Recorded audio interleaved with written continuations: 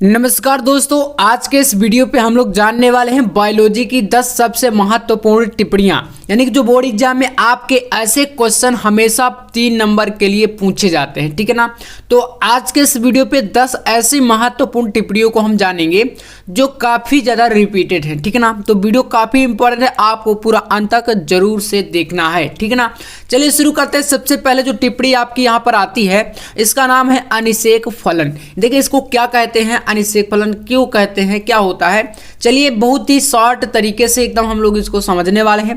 तो देखिए अनिषेक फलन में होता है ऐसे फल, ठीक है ना, ऐसे फल जिनका निर्माण बिना निषेचन के होता है उसे अनिषेक फलन कहते हैं तथा फल के निर्माण की इस प्रक्रिया को अनिषेक फलन कहते हैं। देखिए जो फल बिना निषेचन के बन जाते हैं, ठीक है ना, निषेचन के बिना बन जाते हैं उनको अनिषेक फल कहते हैं। और ऐसे फलों का निर्माण की जो प्रोसेस यानी प्रक्रिया होती है उसको कहते हैं अनिषेक फलन। ठीक है, बहुत ही सिंपल है, एकदम आसान तरीके से आप इसको समझ सकते हैं। अब यहाँ पर इसके कुछ एग्जाम्पल जैसे कि अंगूर हो गया, संतरे हो गए, तरबूज हो गया, ये सभी क्या है, अनिषेक फल हैं। तो बहुत ही सिंपल इसको समझ लीजिएगा, काफ़ी इंपॉर्टेंट टिप्पणी है, बोर्ड एग्जाम में ये कई बार पूछी जा चुकी है, ठीक है ना।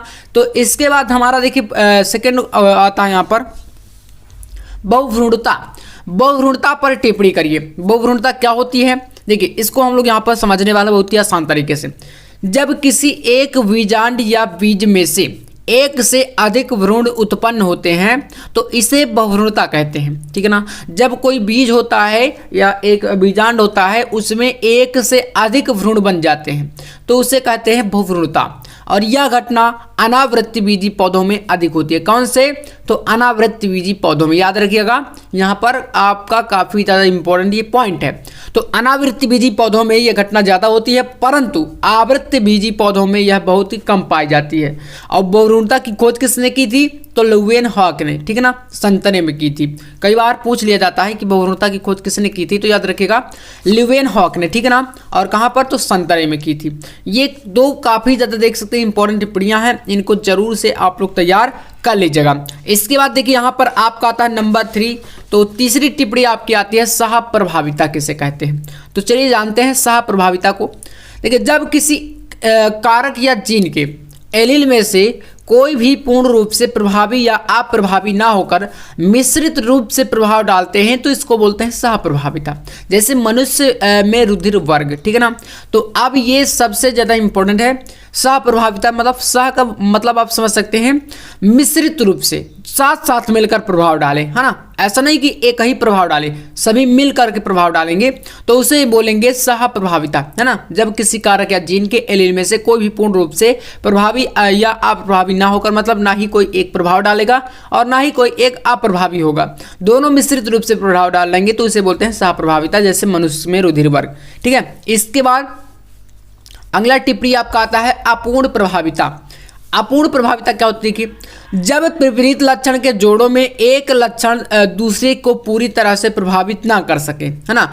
जब विपरीत लक्षण के जोड़ों में एक लक्षण दूसरे को पूरी तरह से प्रभावित ना कर सके तो इस घटना को अपूर्ण प्रभाविता कहते हैं, ठीक है। जैसे यहाँ पर एक दूसरे के विपरीत लक्षण लिए गए हैं, एक लाल पुष्प है, एक सफेद पुष्प है। अब इन दोनों के विपरीत लक्षणों में से जब इनको बीच क्रॉस होता है, संकरण होता है, तो यहाँ पर आपको मिलता है गुलाबी रंग का पुष्प, ठीक है। मतलब एक लाल था एक सफेद था और दोनों प्रभाव नहीं डाले, दोनों अपूर्ण रूप से प्रभाव नहीं मतलब अप्रभावित रहे और यहाँ पर हमें मिला क्या, गुलाबी, है ना। इसे बोलते हैं स्वपरागण F1 पीढ़ी में ये चीज़ हमें प्राप्त होती है और इसको बोलेंगे अपूर्ण प्रभाविता। तो ये 4 टिप्पणियाँ काफ़ी इंपॉर्टेंट है जो कि मैंने बता दी आपको। इसके बाद आपका अगला जो टिप्पणी नंबर यहाँ पर 5 है, इसका नाम है बीटी कपास या बीटी कॉटन। बीटी कपास या बीटी कॉटन, इसका देखिए समझिए थोड़ा सा। तो कपास, इसको बीटी को बोलते हैं बैसिलस थ्रोएंजेसिस। क्या बोलते हैं, बैसिलस थ्रोएंजेसिस, ये एक जीवाणु होता है। तो कपास में बीटी जीवाणु के अविश प्रोटीन का संश्लेषण करने वाली, ठीक है, जीन को जीनी इंजीनियरिंग द्वारा निवेशित करके एक नई किस्म को तैयार किया जाता है जिसे बीटी कॉटन कहते हैं। और यह एक कीट प्रतिरोधी किस्म होती है। इसके प्रयोग से प्रत्येक वर्ष करोड़ों रुपए की फसल को कीटों से बचाया जाता है। मतलब काफ़ी सिंपल है, ये एक जीवाणु है जिसका प्रयोग किया जाता है कृषि के क्षेत्र में, है ना। जीनी इंजीनियरिंग द्वारा क्या करते हैं, नई किस्म की जो बीजें तैयार की जाती हैं उनमें इसका प्रयोग करते हैं, और जो कीट होती है ना उनको नष्ट करने के लिए इसका प्रयोग किया जाता है। तो इसलिए कह सकते हैं कि यह एक कीट प्रतिरोधी किस्म की होती है, और इसका प्रयोग करके प्रत्येक वर्ष करोड़ों रुपए की फसल को बचाया जाता है कीटों से, क्योंकि कीटें अगर खा गई फसल को तो वो नष्ट हो जाती है, और उसी से इसको बचाया जाता है। अगला टिप्पणी आपका है प्रतिबंधन एंजाइम क्या होता है। प्रतिबंधन एंजाइम, ठीक है ना।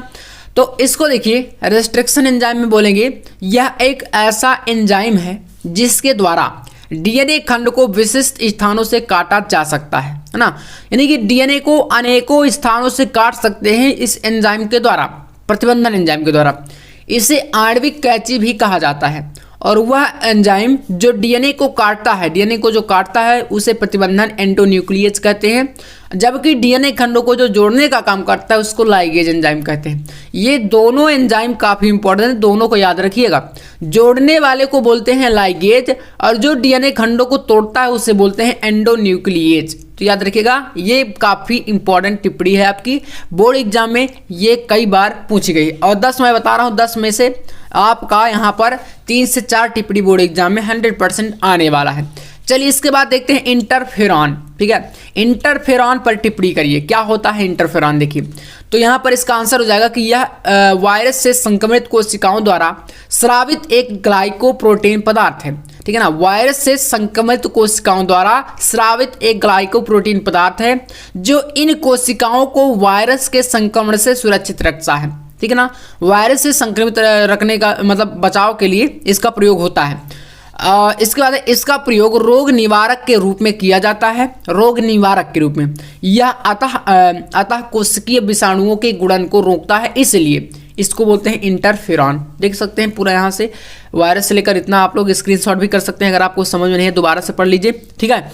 इसके बाद देखिए आपकी अगली टिप्पणी है यहाँ पर नंबर 8, इसमें कहा गया प्रतिरक्षा या इम्यूनिटी क्या होती है। देखिए तो किसी भी प्राणी के शरीर द्वारा किसी रोगजनक के प्रति रोग उत्पन्न यानी कि उत्पन्न करने से रोकने की शक्ति जो होती है हमारी बॉडी में, आप जानते हैं कोई ना कोई रोग जैसे आता है बाहरी, तो उससे लड़ने की जो क्षमता होती है हमारी बॉडी के अंदर उसको बोलते हैं प्रतिरक्षा या इम्यूनिटी, ठीक है ना। तो यहाँ पर यही कहा गया कि किसी प्राणी के शरीर द्वारा किसी रोगजनक के प्रति रोध उत्पन्न करने या रोकने की शक्ति, यहाँ पर आप इसको कर लीजिएगा यहाँ पर रोध, ठीक है। रोध उत्पन्न करने यानी कि रुकावट, है ना, करने से रोकने की शक्ति को प्रतिरक्षा कहते हैं। जिस व्यक्ति के शरीर में यह शक्ति होती है उसे रोधक्षम या प्रतिरक्षित कहते हैं, ठीक है। तो ये होती है इम्यूनिटी पर आपकी इंपॉर्टेंट टिप्पणी। इसके बाद आइए अगला देखते हैं। तो नेक्स्ट टिप्पणी आपकी यहाँ पर है डीएनए फिंगरप्रिंटिंग या डीएनए अंगुली छापन क्या होता है, ठीक है ना। तो चलिए इसको जानते हैं हम लोग बहुत ही सिंपल तरीके से। देखिए डीएनए फिंगरप्रिंटिंग के ऊपर टिप्पणी करिए। तो यह एक ऐसी तकनीकी है ना, जो डीएनए फिंगरप्रिंटिंग है, ये क्या है, एक प्रकार का तकनीकी होता है जिसके द्वारा विभिन्न व्यक्तियों या जीवधारियों के मूल आनुवंशिक पदार्थ में विभिन्नताओं को देखा जा सकता है, और इसे सर्वप्रथम एलेक जेफरे ने इंग्लैंड में विकसित किया था।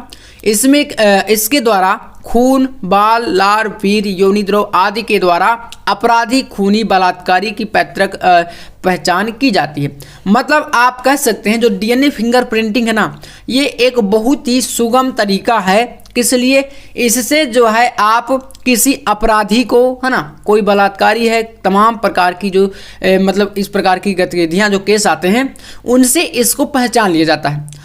अब इसका जो सबसे पहले विकास किसने किया था, तो एलेक जेफरे ने। याद रखिएगा, क्वेश्चन ऑब्जेक्टिव में पूछ लिया जाता है डीएनए फिंगरप्रिंटिंग के आविष्कारक कौन है, तो एलेक जेफरे 1866 इंग्लैंड में, इतना याद रखिएगा।